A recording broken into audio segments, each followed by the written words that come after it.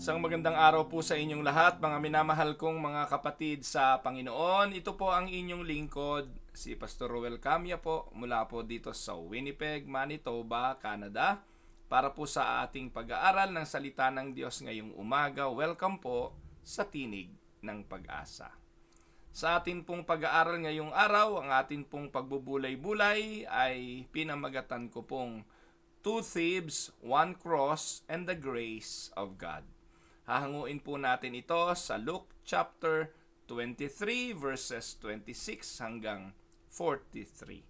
Medyo mahaba-habang basahin, samahan po ninyo ang inyong lingkod.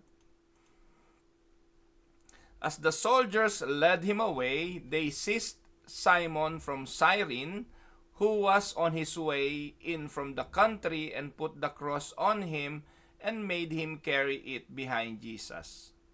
A large number of people followed him, including women who mourned and wailed for him. Jesus turned and said to them, "Daughters of Jerusalem, do not weep for me, weep for yourselves and for your children. For the time will come when you will say, Blessed are the childless women, the wombs that never bore, and the breasts that never nursed. Then they will say to the mountains, Fall on us, and to the hills, cover us. For if people do these things when the tree is green, what will happen when it is dry?" Two other men, both criminals, were also led out with him to be executed. When they came to the place called the Skull, they crucified him there along with the criminals, one on his right and the other on his left. Jesus said, "Father, forgive them, for they do not know what they are doing." And they divided up his clothes by casting lots. The people stood watching, and the rulers even sneered at him. He said, He saved others, let him save himself if he is God's Messiah, the chosen one." The soldiers also came up and mocked him. They offered him wine, vinegar, and said, "If you are the king of the Jews, save yourself." There was a written notice above him which read, "This is the King of the Jews." One of the criminals who hung there hurled insults at him. "Aren't you the Messiah? Save yourself and us." But the other criminal rebuked him. "Don't you fear God," he said. "Since you are under the same sentence, we are punished justly, for we are getting what our deeds deserve. But this man has done nothing wrong." Then he said, "Jesus, remember me when you come into your kingdom." Jesus answered him, "Truly I tell you, today you will be with me in paradise." Pagpalain nawa ng ating Panginoong Diyos ang pagkabasa at pagkadinig ng kanyang mga banal na salita na sa araw na ito ay ating pagbubulay-bulayan. Ang pag-aaral pong ito, mga kapatid, ay bahagi ng ating tinatalakay araw-araw na series about the Lenten season. Kung kayo po'y medyo palapansinin sa mga ilang araw na nating tinatalakay, may kinalaman po ito sa selebrasyon ng mahal na araw. Ngayon po ay Wednesday at bukas po ay isineselebrate ng mga simbahan all over the world yung tinatawag na Last Supper of the Lord. Ginagawa yun ng Thursday night o kaya minsan iba ay morning. But anyway, sa araw pong ito ay pagtutuunan natin ng pansin yung dalawang magnanakaw na kasama ng Panginoon.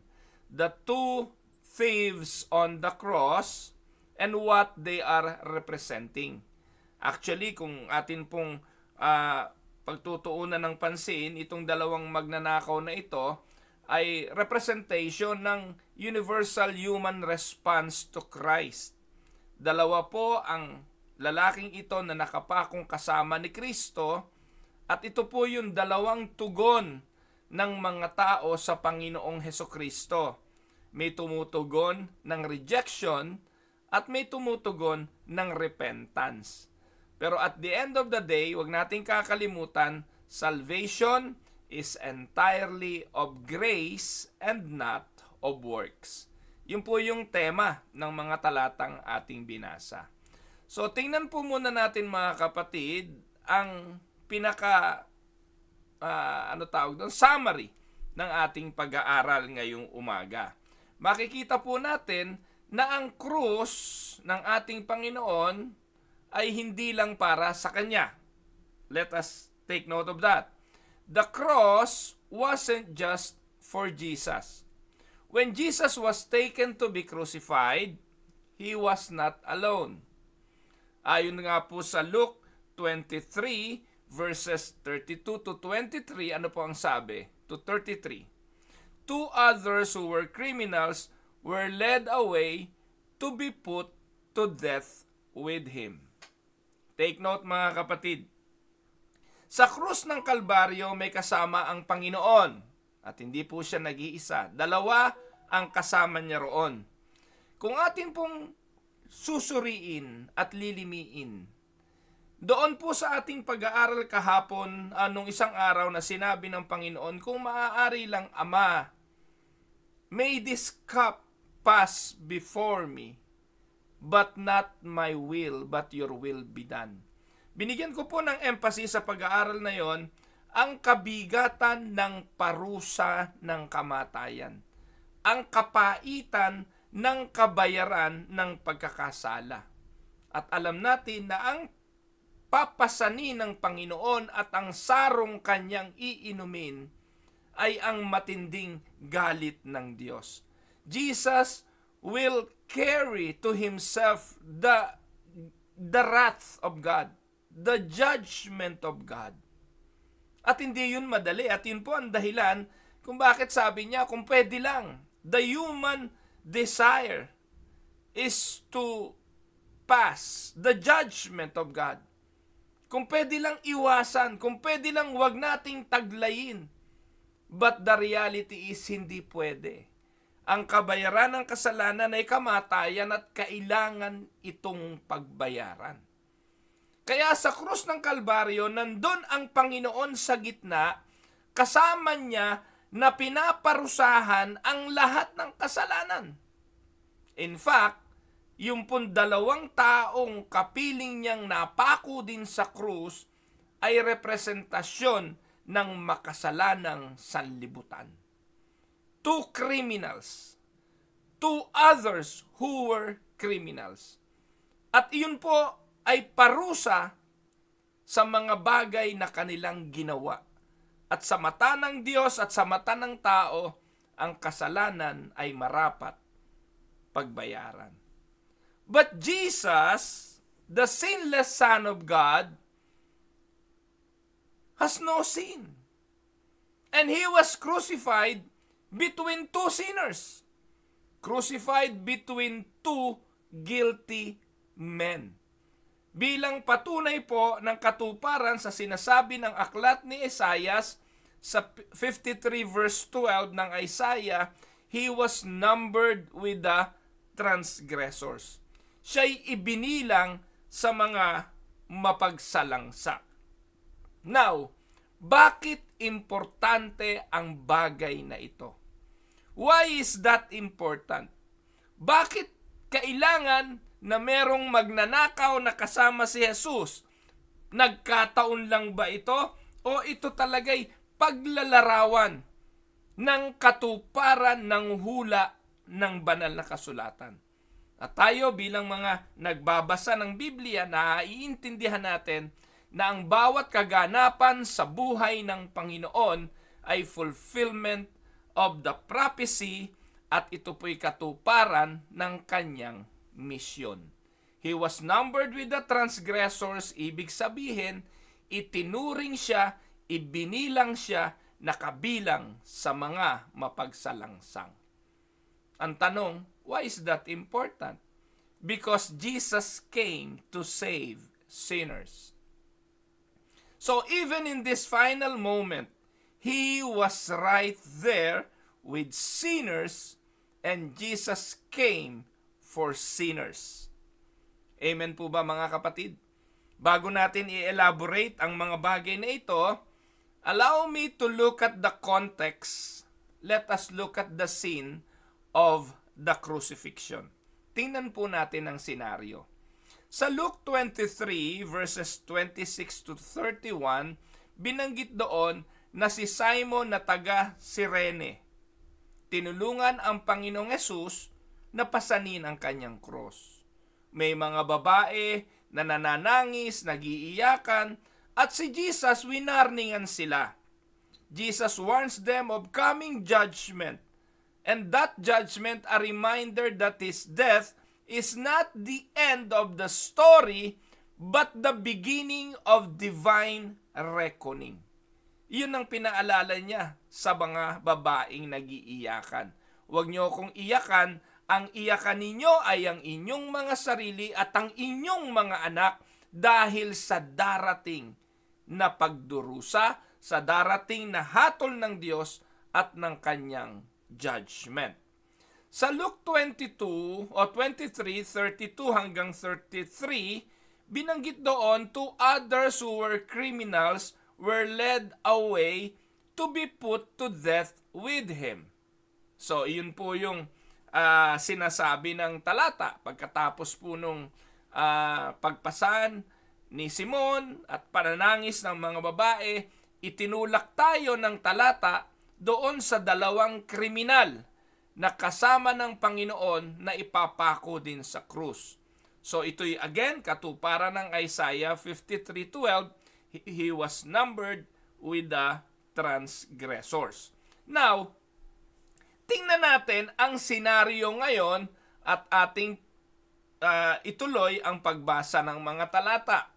Kasamang napako ng ating Panginoon ang dalawang magnanakaw. Ano ang representation nito?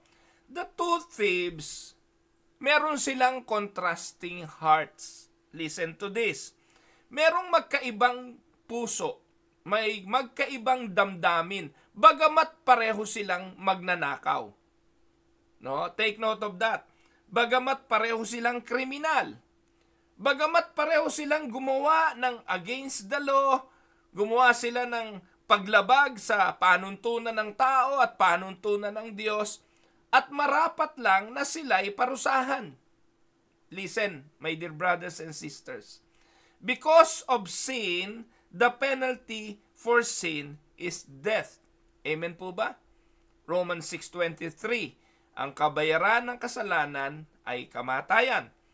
At tayo, bilang pagkilala natin sa ating mga sarili na tayo'y makasalanan, ibig lang sabihin, tayo'y naghihintay ng kaparusahan ng Diyos, hindi lang ng pisikal na kamatayan, kundi ng kamatayang sa ating buhay espiritual sa walang hanggang pagdurusa sa dagat-dagatang apoy ng impyerno.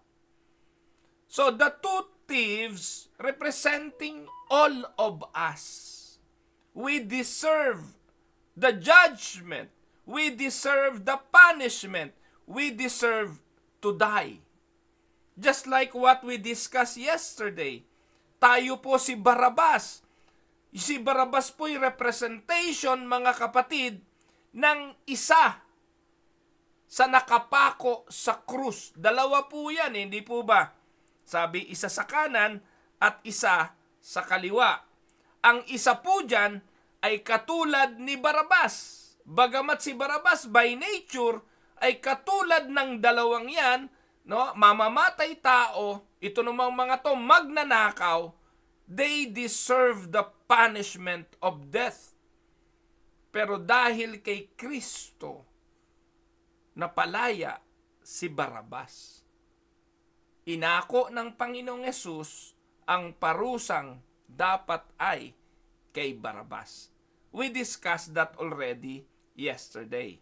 Now, dito titingin tayo ng isang larawan, panibagong larawan ng pagliligtas ng ating Panginoon. Kung si Barabas ay naligtas physically doon sa hatol ni Pilato, hindi ko po sigurado kung si Barabas ay naligtas spiritually. Kasi representation lang naman ng grace ng Diyos ang nangyari kay Barabas sa kamay ni Pilato. Nakuha niyo po mga kapatid. Pero dito po, sa talata natin ngayon na pinag-aaralan at sa kasaysayan ng dalawang magnanakaw na ito, ipinakikita ang napakagandang biyaya ng Diyos sa atin bilang kanyang mga anak. Unahin muna natin yung the mocking thief on the cross. The mocking thief, representation ito ng rejection kay Kristo. Take note, binanggit ko kanina na yung dalawang magnanakaw, larawan ng mga tao sa panahon ngayon. Larawan nating lahat. At doon sa dalawang taong yon, may mga tao talaga na ire-reject si Kristo at hindi siya makikita at makikilala bilang Mesayas. Luke 23:39 ang sabi, "Are you not the Christ? Save yourself and us." So dito po mga kapatid, hindi niya totoong kinikilala si Jesus bilang Mesaya. Hindi niya totoong kinikilala si Kristo bilang Kristo. Dito po, tinutuyan niya si Christ. At yung kanyang kataga ay mockery, panunuya. If you are really the Christ, then save yourself. If you can save yourself, pero sa kanyang paniniwala ay hindi, isama mo na kami kung sakasakali. So yung kanya ay insult instead of faith and belief. Are you not the Christ? Save yourself and us. So, ano makikita natin? Itong magnanakaw na ito, this thief represents the heart hardened by sin. Even in the face of death. Kahit sa gitna na ng physical na kamatayan, nandun pa rin ang katigasan ng puso. He wants rescue without repentance. Gusto niya ng kaligtasan pero walang pagsisisi. And take note mga kapatid, lagi kong sinasabi mula pa kanina, representasyon yan ng mundo at ng mga tao sa sanlibutan ito. Like many today, many people seeks a savior from suffering, not from sin. Amen? He seeks a savior from suffering, but not from sin. Naghahanap siya ng tagapagligtas sa pagdurusa, pero hindi naghahanap ng pagliligtas sa kasalanan. Kaya nga po mga kapatid, tandaan na ang unang manifestasyon ng tao na na-regenerate na magsisisi sa kasalanan. Amen? Madaling malaman kung ang tao'y regenerated na, born again na. Dahil ang magiging bunga ng pagiging born again o ng binuhay na ng Diyos sa kanyang patay na dating kalagayan, pagsisisihan niya ang kasalanan. Dahil makikita niya ang bigat, yung weight of sins, makikita niya ito at kanya itong pagsisisihan. Amen? Pero ang lalaking ito na nakapako sa krus, who mocked Jesus, like many people of today, we want Savior from suffering. We want Savior from poverty. We want Savior from the harsh predicament of life. Gusto natin ng tagapagligtas na magsasalba sa atin sa kahirapan, magsasalba sa karamdaman, magsasalba sa atin sa mga suliranin ng buhay. Pero hindi natin hinahanap ang Kristong magsasalba sa atin sa parusa ng kasalanan. Amen? And most of the time, we sought Jesus only for the physical and material well-being, but not for the well-being of our soul. Amen? Ano po ang sabi ng Proverbs 14:9? Fools mocked at the guilt offering. Romans 3:18, there is no fear of God before their eyes. Yan ang larawan ng mundo eh.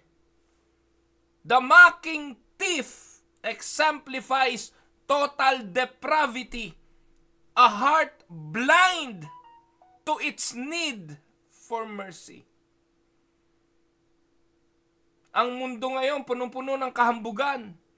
Ang puso ng tao punong-puno ng pagmamataas.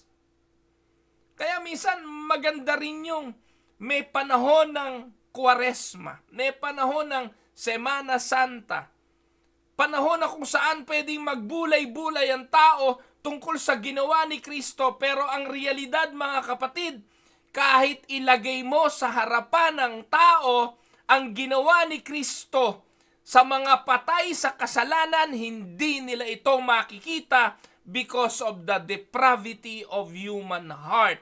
The heart is blind and will remain blind to see the mercy and compassion of Christ unless they have been regenerated. Amen? Kaya kahit na ho, anong palabas ng Passion of the Christ, kahit na anong pagpapakita ng senakulo, kahit na ano pang gawing mga pagpaparada ng naghahampas sa sarili at nagpapapako sa krus, kung yun ngang totoong Kristo na ipinako sa krus, sinaksihan ng marami, kasama pa tong dalawang magnanakaw na ito, sa puso na pinatigas, hindi makikita si Kristo bilang Panginoon at tagapagligtas. Kaya kapatid, sa umagang ito, magandang magbulay-bulay . Nakita mo ba talaga si Kristo bilang iyong Panginoon? Nakita mo ba siya bilang pumasan ng iyong kasalanan? Nakita mo ba ang bigat ng iyong kasalanan?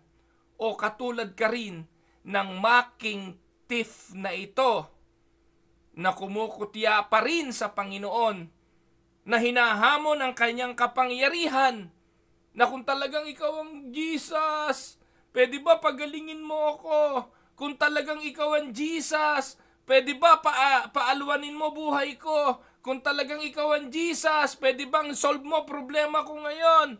Pagalingin mo karamdaman ko, bigyan mo akong pera. Ganun lang tinitingnan ng tao ang Panginoon. If you are really the Christ, save yourself. Idamay mo na rin ako. Idamay mo na rin kami. Hindi ba ganyan ang puso ng tao ngayon? Hindi ba ganyan ang larawan ng mundo? But take note mga kapatid, meron pang isang magnanakaw. At yung ikalawang magnanakaw, ang tawag sa kanya, the repentant thief. A heart change by grace. Take note, parehong magnanakaw yon. Pareho silang gumawa ng kasalanan. Pareho silang deserving ng judgment, kaya sila nandun. Tanong, ano meron yung repentant thief sa pagkakataong ito? Bakit niya nakilala si Jesus? Paano niya nakita na si Jesus ay walang kasalanan? Bakit niya nakita ang bigat ng kanyang kasalanan para tanggapin niyang deserve siya ng kamatayan? Ano yun? Bigla na lang pumasok sa isipan niya? O bigla siyang nagdesisyon dahil gusto niyang maligtas? Saan nagmula ang pagbabagong ito ng kanyang puso? Luke 23:40-42, the second thief rebukes the first, and he admits guilt, fear God, and turns to Christ in faith. Why? Paano nangyari yon? Saan nanggaling yung kanyang acknowledgement of his sin? Ano ba yon? Acknowledgements of sin, we are receiving the due reward of our deeds. Ano sabi niya? Tinatanggap lang natin ang kabayaran ng ating mga ginawa. And then all of a sudden, recognition of Christ's innocence. Sabi niya, this man has done nothing wrong. And then he showed faith in Christ. Jesus, remember me when you come into your kingdom. This is a stunning confession of faith. Though he had nothing to offer, no good works, no baptism, no opportunity for restitution, ang sabi ng Diyos, today you shall be with me in paradise. Why? Ang sagot, because of Christ's mercy. Because of God's ano tawag doon? Of God's love, mercy, and Christ's compassion. This is a stunning confession of faith. And we know that in Ephesians 2:8 and 9, for by grace you have been saved through faith. Sa oras na ito, ginawaran siya ng biyaya ng Diyos, binuhay ng Diyos ang kanyang patay na espiritu, at dahil doon nakita niya ang mga bagay na ito. He acknowledged his sin, he recognized Christ's innocence, and he declared his faith in Christ, not a result of any works, so that no one may boast. Titus 3:5, he saved us not because of works done by us in righteousness. Amen? Itong lalaking ito, mga kapatid, katulad siya prior to this moment. Kung titingnan niyo po at magbabacktrack tayo, ang sabi ng mga talata, if you are familiar with your scripture, ipare-research ko sa inyo. Tanong, ito bang repentant thief na ito, minak din si Jesus? I just want to ask the question, did this repentant thief mock Jesus? And I would like to tell you, he did. The two thieves mocked Jesus prior to this event. Bago sila pumasok doon sa punto na pare-pareho na silang nakapako, minamak na ng dalawang ito si Jesus. I don't know what happened. That all of a sudden, he saw Jesus as the Messiah and he saw Jesus as his Savior. Hindi yun galing sa kanya. Galing yun sa Diyos, pagkilos yun ng Diyos. Kahapon nanood po ako ng isang palabas sa telebisyon tungkol po sa interview ni Bernadette Sembrano sa isang dating nabilanggo na taga Baguio. Ang pangalan niya si Mang Eddie Bacareta. Siya po yung nagluluto ng bakang mukhang kaldereta sa Baguio. Ang sinadya po ni Bernadette Sembrano sa Baguio ay para matikman niya yung bakareta ni Mang Eddie. Pero pagdating doon, sinimulan ni Mang Eddie na ikwento ang kanyang buhay simula sa kanyang pagiging basagulero, sa kanyang pagiging gangster sa Baguio, hanggang siya'y makulong ng 14 na taon. At doon sa bilangguan, doon sa kung saan siya pinaparusahan, sa kung saan deserve niyang mabilanggo dahil sa kanyang mga ginawang kasalanan, natagpuan siya ng Panginoon at doon nag-aral siya ng salita ng Diyos. Ako po'y tuwan-tuwa habang nagpapatotoo si Mang Eddie kay Bernadette Sembrano na maaring clueless naman sa mga sinasabi ni Mang Eddie. Dahil marami naman pong mga nag-i-interview pag pinag-uusapan si Kristo, naalalang, clueless lang sila. Pero si Mang Eddie, hindi siya tumigil sa pagpapatotoo. Ang tanong ni Bernadette, bakit po kayo biglang nagbago? Ang sabi niya, sa sarili ko, hindi ko kayang magbago. Ang Diyos ang bumago sa akin. At dahil doon, nakilala ko ang kanyang anak, ang Panginoong Hesukristo, bilang aking tagapagligtas. That is truly a grace. That is truly a compassionate act of Christ and God sa atin. We deserve to die. We deserve punishment. Pero mga kapatid, sa kabila ng lahat na tayo dapat ay parusahan, ang Panginoong Hesukristo took our place and He was punished because of our sins. Amen? At dahil doon, ang lalaking ito, the repentant thief, receive the assurance of salvation.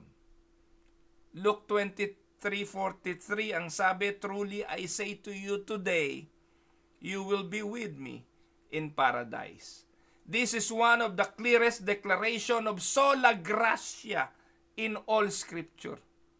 Humanap kayo ng clear declaration ng grace of God at ito po yun. Today, you will be with me in paradise. Jesus assures him of immediate entrance into glory, not because he has done something good, not because he has done something worthy in the eyes of God, or any works of religion, or any acts of goodness, nothing, but only through the mercy of God. Romans 5:8, while we were still sinners, Christ died for us. 2 Corinthians 5:8, to be absent from the body is to be present with the Lord. That is an assurance of salvation. Amen? Kaya sa atin, sa Reformed perspective, pinaniniwalaan natin yung God's sovereign grace. Why did one thief believe and the other reject? Let us answer that question. Why did the one thief believe while the other reject? The answer, John 6:44. No one can come to me unless the Father who sent me draws him. Sa kanyang sarili, sa ating sarili, hindi natin kayang makilala si Kristo. Hindi tayo makakalapit sa Kanya. At ang tanging makakakilala sa Kanya, makakapanampalataya sa Kanya, ay ang inakay ng Ama papunta kay Jesus. Kaya sa ating pananampalataya, yung sovereign grace of God, itong penitent thief was ushered by the Father to His Son to receive salvation. Kaya ang sabi ni Pablo, Romans 9:16, so then, it depends not on human will, not on human exertion, but on God who has mercy. Monergistic, kaya soli Deo Gloria. Amen? So this moment illustrates unconditional election. The repentant thief was chosen not because of anything he had done, but because God sovereignly worked in his heart. Biyaya yun. Diyan lang po natin makikita ang katotohanan ng biyaya. Hindi po biyaya kapag pinagtrabahuhan. Yun po'y kabayaran, yun po'y sweldo, yun po'y merit.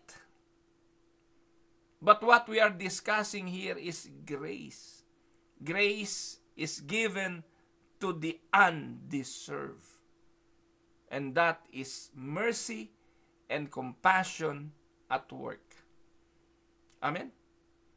Now, to illustrate this, sa Matthew 20:1-16, meron pong mga hired.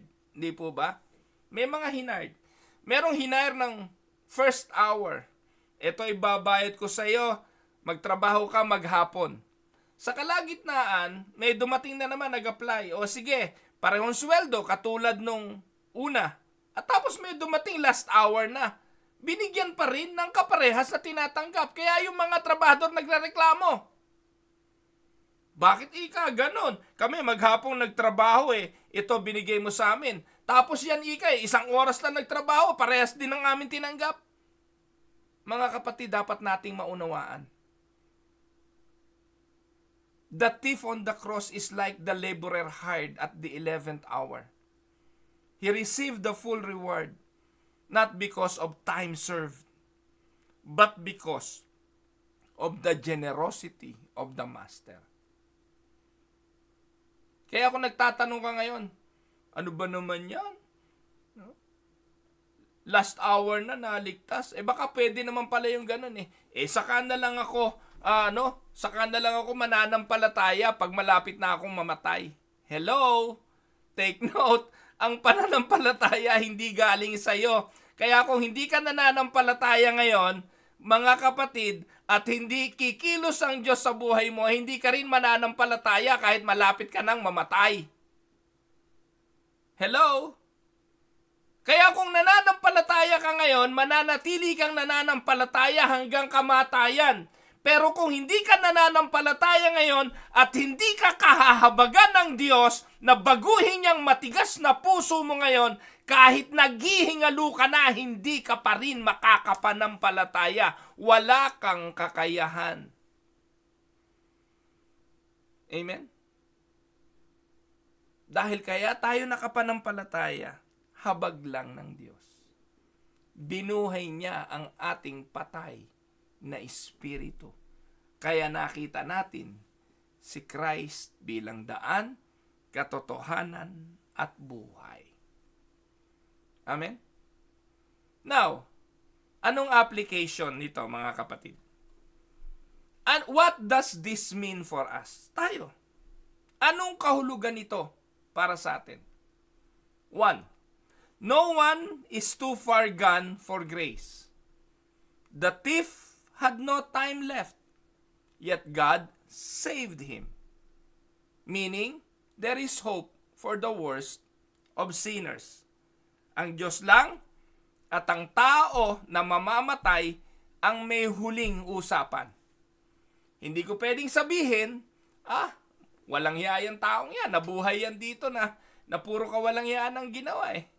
Kaya sa impyerno pupunta yan. Meron po kasing nagtanong sa isang kapatid, yung pong aking mahal sa buhay, di naman po yun umattend ng church kahit minsan. May kapatid po, mahal ko sa buhay na, masama kasalanan ho talaga yun. Hindi man lang nagsimba kahit minsan, hindi man lang walang bautismo, wala kahit ano, namatay. Saan kaya siya pupunta? Baka tapang-tapang nung isang kapatid na sabi niya, sa impyerno. Dahil hindi naman siya nanampalataya. Ang tanong, alam mo ba? Ano kayang naging usapan nila ng Panginoon? Alam mo ba? Take note, mga kapatid. There is always a hope for the worst of sinners. And the penitent thief on the cross is a very clear example of that. But again, binanggit ko kanina, walang guarantee na sa dulong bahagi ng buhay mo, makikilala mo si Kristo. Kaya minsan talaga yung mga nararatay sa banig ng karamdaman na matagal, marahil ay paraan ng Diyos upang iparanas ang kanyang habag. Dahil the more we cannot do anything for our body, for our physical health, doon tayo lumalapit sa Panginoon at doon niya tayo kinakatagpo. But then again, it is a work of God. Next po, today is the day of salvation. Don't delay. Kung ngayon tinatawag ka, don't delay. Kung ngayon alam mo na nakita mo na kailangan mong pagsisihan ng kasalanan at nakita mo ang bigat ng iyong pagkakasala, don't delay. The other thief died without hope. God's mercy is offered now. True repentance bears fruit. Ito ang totoo. A broken heart over sin, reverence for God, and turning to Christ are the marks of saving faith. Nakita po natin yan doon sa penitent. Pinagsisihan niya Inamin niya ang kanyang kasalanan, nagpakumbaba siya sa Diyos, at lumapit siya sa Panginoong Hesukristo bilang Panginoon. Iyon ang mga mark ng tunay na kaligtasan at pananampalataya. Then assurance comes from Christ's word himself. Today, you will be with me. Our salvation rests in His promise and not in our performance. Kapag performance natin ang basihan ng ating kaligtasan, madalas nga sasabihin natin, hindi ako ligtas. Kung performance nga ang basihan ng ating kaligtasan, pwede nating sabihin sa iba, hindi nga yan ligtas. Pero take note, our salvation rests in the promise of Christ. That He will secure our salvation, we shall be with Him in paradise. Amen? Now, narito po ang ilang reflection questions for Bible study and small group. 1. Which thief do I resemble more in my heart today? The mocking thief or the repentant thief? 2. Do I truly acknowledge my guilt before a holy God? Or do I blame others for my condition? 3. Have I turned to Christ not just for relief from suffering, but for forgiveness of sins? Do I rest in the assurance of Christ's promise, or am I still trying to earn my way to heaven? And the last, how can I share this message of grace with someone who thinks they are beyond saving? So to conclude our lesson for today, the story of the two thieves is the story of all humanity. It is a story of you and me. Tayo po ang merong kasaysayan dito. We are either mocking or repenting. We are either rejecting or receiving. The cross divides not just time, but souls. One thief died in his sin, the other died to his sin and lived with Christ forever. Jesus, remember me. May this be the humble cry of every sinner's heart, and may we hear the echo of Christ's gracious answer. Today, you will be with me in paradise. Pagpalain po kayo ng ating Panginoong Hesukristo. Sumainyo ang magandang araw at ang biyaya ng Diyos na buhay ang parati maghari sa inyong mga buhay. Soli Deo Gloria, ito po ang inyong lingkod, si Pastor Ruel Camia po, mula po dito sa Winnipeg, Manitoba, Canada, para po sa pag-aaral ng salita ng Diyos ngayong umaga, dito po sa Tinig ng Pag-asa. God bless mga kapatid.